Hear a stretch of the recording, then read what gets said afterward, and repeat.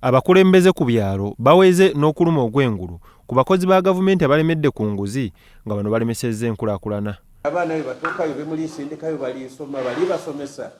Babyogedde mu lukiiko lw'ekyalo olutuuziddwa mu Ivukula Town Council okuva mu magombolola ag'enjawulo mu Namayingo. Lwetabiddwamu ne ttiimu okuva mu ofiisi ya Kalisoliso wa gavumenti Inspector General of Police okwongera okubangula abatuuze akabi akali mu kulya enguzi. Ofiisi ya Kalisoliso tukola emirimu gya mirundi.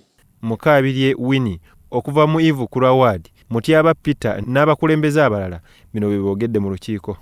Ebintu bye tubikola gadibanga lyenga tukoba nti tebinkwatako. Ayi kwebaize ni batusomesya tusuubizya abantu baisi nti mubbeeyo buli programu eri kwabo kwiza tubasuubiza nga tulikuwa kugimanya batukobere ne ssente giyizire n'engeri gye bagitematemamu.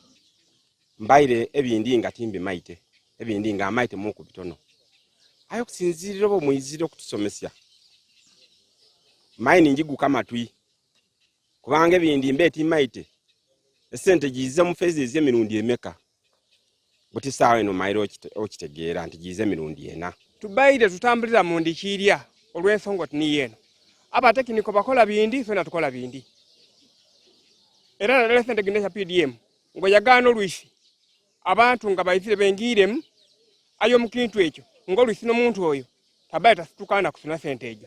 Ndugga Nora, meya wa Ivukula Town Council, ayogedde ku buzi bw'emisango ne ku nsonga z'enguzi nga IGG ajidde mu budde obutuufu. Omusomo guno gutubangwire gukyusirye mind sijaisu kwebye bye tubaire tulohozya esaawa era atyano tutandikira okulohozya ebintu ebindi. Alex Zombi, Town Clerk, Ivukula Town Council, ebyogerwa byonna abisambaze. We only have 7 of the civil servants who are on the permanent basis, but majority of what we have in the town council are working on, they are just in acting capacities. So I think the government and the district at large should work in that to help people have good service delivery. Abakulu okuva mu ofiisi ya Kalisoliso wa gavumenti nabo baliko bebatangazizza. Bwaba Munnayuganda ndi mukozi wa gavumenti, Munnayuganda mukozi wa kitongole kya wanakyewa, Munnayuganda muntu wa bulido.